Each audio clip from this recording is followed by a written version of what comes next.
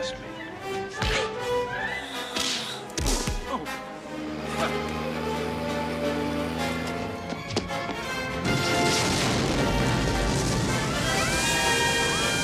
This could be close.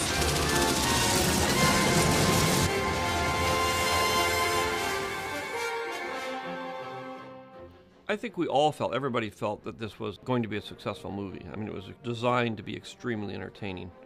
And, it seemed to work on that emotional level right, from the concept. I think that when you make a movie that is popular and then goes almost beyond popularity and becomes part of the popular culture, you kind of tend to say, I guess that kind of got under the skin of, of people who love movies. And that was one of the greatest, I think, aftershocks of making that movie. I began hearing the lines and I began seeing kids playing Raiders games. I mean, it was really interesting to see that sort of happen. It was a giant turning point in my career to be associated with the first movie, mainly because I was sandwiched between George and Stephen. And, certainly you hope that something great is going to come out of the relationship, and it certainly has. So when I look back on it, at the time it was very exciting, but it had to be a secret, so I couldn't tell anybody. I didn't even tell my mom that I was doing this because George said, you can't tell anybody. Stephen put this on my desk within maybe 3 weeks after we had finished the movie 1941. And I had moved in as his assistant, and he said, read this, it's my next movie, don't tell anybody about it. And I just kept going page by page by page, and it was incredible. It's still one of the best scripts I've ever read. And from that point on, it was a real ride. You know why the character's called Dr. Indiana Jones? Indiana is the name of George's dog. Everyone has a positive attitude when they do something like this, and you feel that you're doing the best job you can with it, or you hope you are. But I never anticipate success in that order of magnitude that the first three films achieved. I was surprised by it, I was delighted by it. And I was quite happy to do each of them as they came, more than happy. I had a great, great time doing all three of those films. Just before you make that break, it's like consideration, and choose that over this. Okay. I was, very young in the process. So for me, when I first read Raiders of the Lost Ark, I saw Casablanca in my head. I mean, I saw a movie like Casablanca, and it turned out, in a sense to be, in Stephen's mind, much more of these kind of Saturday serial matinee kind of movies that he'd grown up with. So I was quite stunned when I saw the film for the first time, what it looked like when it all came together.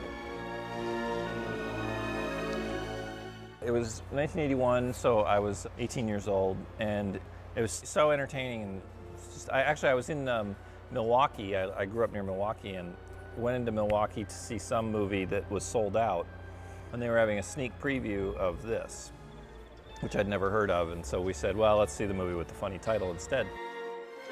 So it was the perfect way to see a movie because I knew nothing about it and never heard of it, and it was just great.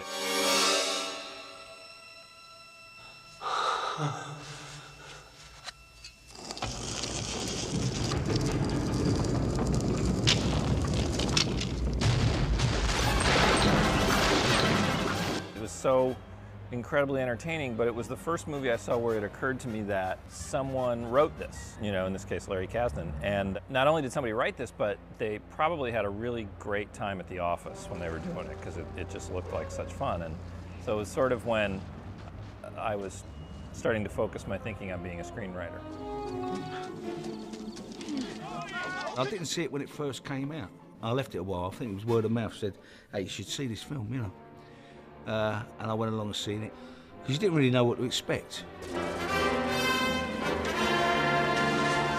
You knew it was kind of like one of those thriller or it was a chase movie. Or, I've never really gone to the pictures thinking about that. You just fancy a film. I can't remember where I saw it. I have clear memories of seeing it. It was quite a sort of groundbreaking film, I think. Whiskey? The humour and the action coming together in perfect blend. There are images that I still remember very clearly. I mean, it's lasted well. I believe I saw Raiders pretty well when it came out, somewhat against my will, I have to say, because it was completely contrary to everything that I was trying to do at the time and the films that I wanted to be, and I wanted the Nouvelle Vague to reach England.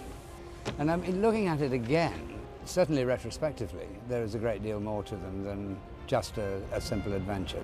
It deals with imagination, and it was a great creation.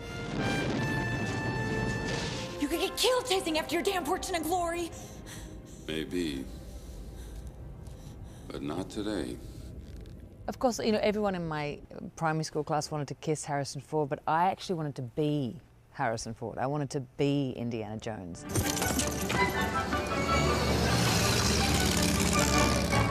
Well, my dad used to watch a lot of Westerns. We'd watch a lot of spaghetti Westerns. And other than that, I don't really remember my dad watching much of anything else, except for Indiana Jones. But I was really into it, you know. He was really into it. It was like a family get-together thing, and it's like that for a lot of families. Most of my friends who've seen Indy found it through their parents. I have a lot of favorite scenes in the first Raiders film, but I think the scene that stands out for me the most is the basket chase.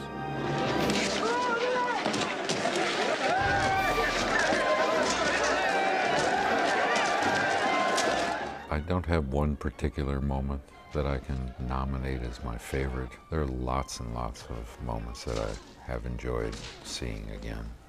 Not the man I knew 10 years ago. It's not the years, honey. It's the mileage. I just thought, you know, when he and Karen Allen were on screen together, it was just electric. It was utterly transporting. You don't know what they've got there. Well, I know what I've got here. My favourite bit in that film was when the guy came out with the sword, giving it all the large. And he went on and on and on, and Harrison shot him, which I thought was kind of the thing he should do. It was simple, you know? Indy shooting the guy with the scimitar instead of engaging in a bullwhip fight with him is just a moment of movie inspiration that will live forever. I'm going after that truck. Oh. I don't know. I'm making this up as I go. I have a lot of favorite scenes. I think that my favorite, which was the inspiration for the whole series in the end, was the truck chase. And him going under the truck with his whip and that whole thing, which is really where the concept of this whole thing started. I think the best set piece for me in Temple of Doom is the scene where Indy gets caught in that crusher chamber where the ceiling is coming down and the spikes come out of the hole. And Willie Scott is outside and Indy is trying to get her to find the release mechanism to reverse the crushing effect that's about to happen to him in Short Round. And then she's got her hands full with bugs and she's panicking and freaking out over the bugs while he's trying to get her attention to put her hand in this really gross hole. We are going to die! That, to me, that cutting back and forth is my favorite scene in the entire movie.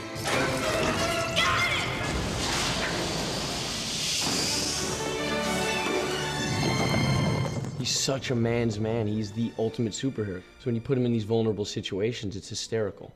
You watch Temple of Doom, anytime he get into a situation, Short Round, he's vulnerable. He's talking to a kid. No mistake. Mistake. I'm very little. You, she's very big. Just any vulnerability with him is funny. He's really funny. A favorite line? Gee, there's a lot of good ones. It was in the script, but it was the way Harrison did it when he said snakes. Why did it have to be snakes? And then Sala comes in, which is an equally good line, I think. Larry Kazan wrote and said, asps, very dangerous, you go first. I don't know, the dialogue's so sparkling, you know. I mean, from the first movie, Indy's line with Marion, you know, I can only say I'm sorry so many times. And she says, well, say it again. Do you know what you did to me in my life? I can only say I'm sorry so many times. Well, say it again anyway. I just love that. In the third movie, remember Connery's line, I should have sent it to the Marx Brothers. There's a million of them. Can we discuss this later? I should have mailed it to the Marx Brothers. Will you take it easy? My favourite Indiana Jones film is The Crusade. Not just because Sean Connery was in it, not because of that reason, it's just the subject matter, you know? And it was the first one that actually tugged on your heartstrings a little bit for me. I remember at the end with the old knights standing there, who'd been there for hundreds of years. I actually started crying. I think that got the emotions going, that one. I kind of like that. And I like the whole thing about the father and son element in it, you know, of a son being brought to his dad and, you know, finding one another again. So that was my favourite one. Keep looking down. Let Sean see you looking down.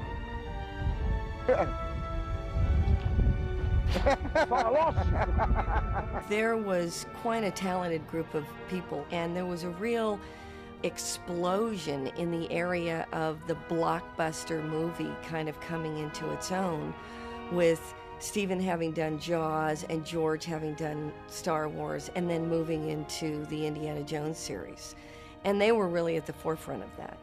But another aspect of this series that's been kind of interesting to me is that the number of filmmakers today, younger filmmakers, that come up to me and say, well, the Raiders of the Lost Ark was, you know, why I got in the movie business, and talk to me about how they watched it in film school and how they learned so much from it, how Stephen shot that and the action sequences, and the rest is history.